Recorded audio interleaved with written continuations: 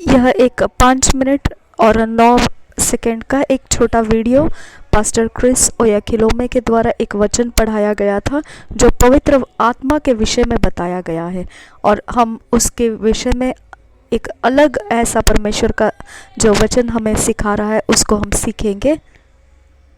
एक अलग वचन हमें सीखने को मिल रहा है, हम सीखेंगे। ये वचन का हम भाग ले रहे पास्टर क्रिस ओयाखिलोमे जो बता रहे, पहला कोरिन्थियों 12 अध्याय को हम निकालेंगे और उसके 13 वचन को देखेंगे। क्योंकि हम सब ने, क्या यहूदी हो, क्या यूनानी, क्या दास हो, क्या स्वतंत्र, एक ही आत्मा के द्वारा एक देह होने के लिए बपतिस्मा लिया, और हम सबको एक ही आत्मा पिलाया गया।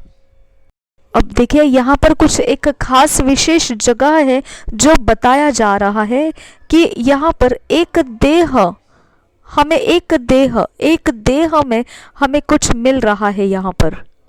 क्योंकि हम सब ने, क्या यहूदी हो, क्या यूनानी, क्या दास हो, क्या स्वतंत्र, एक ही आत्मा के द्वारा एक देह होने के लिए बपतिस्मा लिया। एक ही आत्मा के द्वारा बपतिस्मा लिया है, एक ही आत्मा के द्वारा। तो आपका बपतिस्मा आत्मा के द्वारा हुआ है, आपका बपतिस्मा आत्मा के द्वारा हुआ है। यह वचन आपको बता रहा है कि क्या यहूदी, क्या यूनानी, क्या दास हो, क्या स्वतंत्र, एक ही आत्मा के द्वारा एक देह होने के लिए बपतिस्मा लिया। जैसे ही आप मसीह यीशु को स्वीकारते हैं, आप एक आत्मा से बपतिस्मा ले लेते हैं, और हम सब को एक ही आत्मा पिलाया गया है, और कोई अलग पवित्र आत्मा का इंतजार नहीं। जब मसीह यीशु को आपने ग्रहण किया, आप मसीह यीशु के आत्मा से पिलाए जाते हो। आपका पवित्र आत्मा का बपतिस्मा उसी समय हो जाता है। ये वचन आपको समझ में आना चाहिए कि यहाँ पर बताया गया है कि आप नया जन्म क्यों पाते हैं, एक देह होने के लिए मसीह के साथ। तो फिर एक देह होने के लिए कौन मौजूद है वहाँ पर? एक ही आत्मा से आपको बपतिस्मा दिया जाता है और एक ही आत्मा से आपको पिलाया जाता है। तो वही वो पवित्र आत्मा है जो आपको बपतिस्मा दे देता है उसी समय जब आप नया जन्म पा लेते हैं। देखिए, यहाँ पर सीधी सीधी बात बताई गई है, आपको समझ में आना चाहिए। यही प्रभु यीशु मसीह कहता है, पीने के विषय में कहता है, पवित्र आत्मा को पीने के विषय कहता है। जो कोई भी प्रभु यीशु मसीह पर विश्वास करता है, उसके पेट में से जो है वो पानी, जो जीवित पानी का झरना उसके अंदर से निकलता है। ये किसके विषय में प्रभु यीशु कह रहा है? वो उन्हीं के विषय में कह रहा है जिन्होंने नया जन्म पाया, और फिर वो नया जन्म पाने के वक्त में उनको जो आत्मा परमेश्वर का मिलता है, वही वो जीवित पानी का झरना बनता है उनके अंदर। परंतु जब वह इसे बता रहा था, उस समय वो आत्मा उनको नहीं दिया गया था, क्योंकि उस समय अभी तक प्रभु यीशु की महिमा की गई नहीं थी।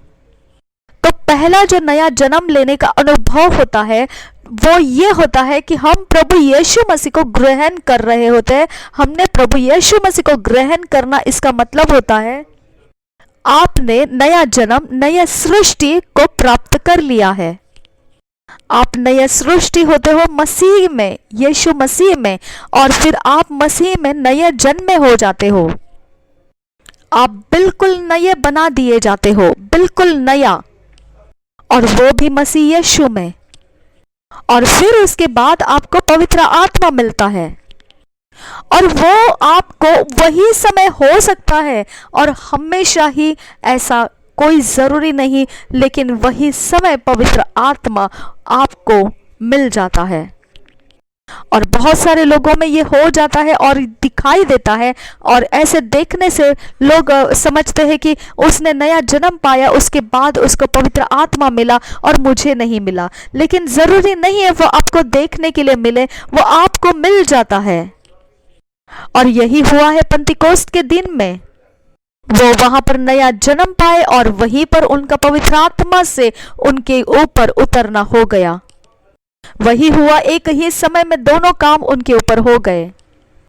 क्योंकि वह उस समय नया जन्म नहीं पाए हुए थे जब प्रभु यीशु मसीह उनके साथ चल फिर रहा था। और अगर उनको नया जन्म पाना है तो उनको पवित्र आत्मा से नया जन्म मिलता है, जो उस समय उनके पास नहीं मौजूद था। वो तो सिर्फ उस समय के लिए रखा था, जो पंतीकुस्त के दिन उनको मिला उस समय के लिए उसको रखा गया था। इसका मतलब है कि यीशु मसीह जब उनके साथ चलता फिरता था उस समय वो नया जन्म पाए हुए नहीं थे, क्योंकि उस समय पवित्र आत्मा मौजूद नहीं था उनके लिए। अब आप ऐसे कुछ यहाँ पर विवाद कर सकते हैं, क्योंकि अगर आपने बहुत बड़ी पढ़ाई कर रखी होगी तो आप इसके विषय में भली जानकारी रखते होंगे और इसमें कुछ विवाद भी उठा सकते हैं। और ये अवस्था मेरी भी रह चुकी थी, क्योंकि जब मैं बहुत शुरुआत में था, ऐसे पढ़ाई कर रहा था वचनों की, तब मेरे साथ भी ऐसे ही कुछ विवाद आ चुके थे इस विषय में। लेकिन फिर बाद में मैंने उसकी जब पढ़ाई की और ज़्यादा उसके विषय में मालूमात कर ली, जानकारियाँ इकट्ठा की, और फिर पता चला कि ये गलत है कि चेलों के साथ रहते हुए ही यीशु मसीह ने उनको पवित्र आत्मा दिया। ये नहीं था, ये सच नहीं है, क्योंकि ये विवाद का विषय बनता है कि पंतीकुस्त के वक्त में जो पवित्र आत्मा उतरा और फिर प्रभु यीशु मसीह ने जो चेलों के साथ रहते वक्त जो वो उस श्वास को फूंक कर कहा चेलों को कि ये लो पवित्र आत्मा, ये दोनों पवित्र आत्मा में फिर फर्क क्या है? तो क्या चेले नए जन्म पाए थे? बिल्कुल नहीं, क्योंकि पवित्र आत्मा जो नया जन्म देता है वह केवल पंतीकोस्त के दिन के लिए ठहराया गया था। उस दिन के वक्त में वो उतरा हुआ, उस समय के लिए वो उतर कर आया है। लेकिन उसके पहले जो था वो प्रभु यीशु मसीह उनको जो पवित्र आत्मा वो श्वास फूंक कर दे रहा है, वो पवित्र आत्मा केवल उनकी समझ को खोलने के लिए दिया गया था, ना कि वो नया जन्म पाने के लिए। और ये बहुत भली बात होती है कि हमने सत्य को पहचान लेना है, और ये यूहन्ना के पत्री में ऐसा लिखा है, जो श्वास फूंक कर प्रभु यीशु मसीह ने पवित्र आत्मा ले लो, ऐसा चेलों से कहा था। और प्रभु यीशु मसीह ऐसा पुनरुत्थान होने के बाद में चेलों के बीच में था, उस समय ऐसा किया है। उसने कहा कि ये लो, श्वास फूंक कर उसने कहा कि ये लो पवित्र आत्मा। तो फिर कोई लोग ऐसे कह सकते हैं कि अच्छा, तो वो नया जन्म पाने का समय था उनके लिए। नहीं नहीं, ये नया जन्म पाने का समय नहीं था वहां। और इसका कारण जो है वो पवित्र आत्मा है। पवित्र आत्मा जब आना था वो नया जन्म देना था, और वो नया जन्म देने का वो अवसर, वो समय अभी तक शुरुआत नहीं हुआ था उनके समय में। और इसीलिए वो नहीं हुआ था क्योंकि अभी तक प्रभु यीशु मसीह को महिमा नहीं किया गया था। और जब प्रभु यीशु मसीह पुनरुत्थान होकर आ चुके थे, उसके बाद में जब वो अपने चेलों के बीच में थे, वहां से वो निकलकर अभी जाना है और उसके राज्य के बारे में उसने प्रचार, वो घोषणा वहां करना बाकी था। अभी जो आसमान में परमेश्वर के तरफ स्वर्ग में उठा लेना जाना है, वो उसका हुआ नहीं था अभी तक, जो उसके राज्य को घोषित कर देता है। अभी तक उसको आसमान में उठा लेना जाना ये बाकी था। अब देखिए, आपको उठा लेना जाना, ये जो प्रभु यीशु मसीह का था वो 2 बार हो चुका है। आपको समझ में आना चाहिए इस बात को। जो पहला था वो मरियम जो कब्र में आई देखने के लिए, उस समय जब प्रभु यीशु मसीह एक माली के रूप में उसने देखा, तब प्रभु यीशु को पहचानने के बाद में प्रभु यीशु मसीह ने उसे कहा कि मुझे छुओ मत, क्योंकि अभी मुझे पिता की तरफ जाना है। जो पिता, आपका पिता, जो परमेश्वर, मेरा परमेश्वर, आपका परमेश्वर, उसकी तरफ मुझे अभी जाना है, मुझे छूना नहीं। और वो था कि जब कब्र जो उस बगीचे में थी, उस जगह से वो पहले बार उठा लिया गया था, और वो पहला समय था उसका स्वर्ग में उठा लिए जाने का। और उसने मरियम से कहा कि जाओ, अभी जाकर मेरे सारे भाइयों को बता दो, और फिर उनको बता दो कि मैंने पुनरुत्थान हो चुका हूँ, और अभी मैं पिता के पास जा रहा हूँ, जो तुम्हारा पिता मेरा पिता, और जो तुम्हारा परमेश्वर हो मेरा परमेश्वर जो है, उसकी तरफ मैं जा रहा हूँ। और फिर इसके लिए मरियम से उसने कहा था कि मुझे छूना नहीं। अब ऐसा उसने क्यों कहा उस समय मरियम को? क्योंकि वो उस समय जो जा रहा था स्वर्ग में, वो स्वर्गारोहण हो रहा था, तो वो इसकी वजह से हो रहा था कि वो महायाजक बनकर परमेश्वर की तरफ जा रहा था। वो अब वो परमेश्वर के सामने मौजूद होने वाला था, जो महायाजक होकर उसके साथ वो अपने लहू को लेकर जा रहा था। और फिर पुराने नियम में हमने जाना है इस बात को, जो महायाजक जाता था सेवा करने के लिए, तब उसे कोई छूता नहीं था।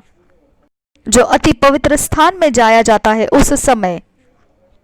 और फिर दूसरी बार जब हम देखते हैं कि वहां से वो सीधे उसके चेलों के पास, उसके चेलों के मध्य में वो उपस्थित हो गया और उनके बीच में आकर कहा कि सब कुछ ठीक है। और फिर यहाँ पर देख रहे हैं कि वो थोमा को बोलता है, मेरे हाथ को छू कर देख कि मैं वही हूँ जो तूने कहा कि छेद है तो मैं पहचानूंगा, या मेरे बाजू को छेद है तो मैं पहचानूंगा कि ये प्रभु यीशु मसीह है। तो ये देख ले कि मैं ही हूँ, जांच कर देख ले। वो समय था कि प्रभु यीशु मसीह उनके बीच में, उस समय के बाद जब वो पहला समय हो चुका था स्वर्गारोहण का, उसके बाद वो चेलों के मध्य में दिखाई दिया। और फिर चेलों ने उसको देखकर कहा था कि ये शायद से भूत हो सकता है, लेकिन प्रभु यीशु मसीह ने कहा कि देखो, भूतों को मांस और हड्डियां नहीं होती है, और ये मेरे अंदर है। मेरे पास मांस है और मेरा लहू भी और मेरा हड्डियां भी है और वही जख्म भी है। तो यहाँ पर वो सच्चाई पता चल जाती है कि उसने जाकर जो काम करना था महायाजक के रूप में, वह करके आ चुका है। उसके लहू को परमेश्वर के सम्मुख वो चढ़ाकर आ चुका है, और वहां पर वो महायाजक होकर गया था और वह काम पूरा करके आ चुका है।